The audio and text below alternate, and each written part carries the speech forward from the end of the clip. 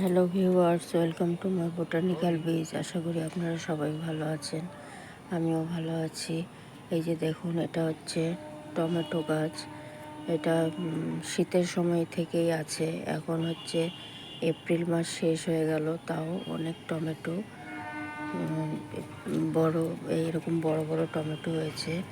এই যে আবার দেখুন, নতুন করে টমেটো আসছে, ছোট ছোট ছোট ছোট টমেটো আসছে। এই গাছ এখন পর্যন্ত সবুজ এবং সতেজ আছে। টমেটো গাছ খুব সহজেই ছাদ বাগানে করা যায়। এটা করতে বেশি খাটনির প্রয়োজন হয় না। এটা শুধু কম্পোস্ট আর হচ্ছে মাটি দিয়ে মিশিয়ে দিলেই অনেক টমেটো হয়। থোকায় থোকায় টমেটো হয়। এই গাছের যত্ন বেশি লাগে না। আপনারা চাইলে ছাদ বাগানে টমেটো গাছ করতে পারেন। বাজার থেকে টমেটো আর আনতে হবে না। দেখুন,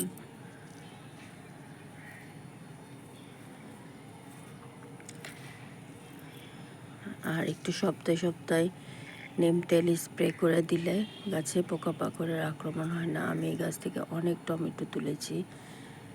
খুব নিজের ছাদ বাগানে করা টমেটো সেই স্বাদ লাগে।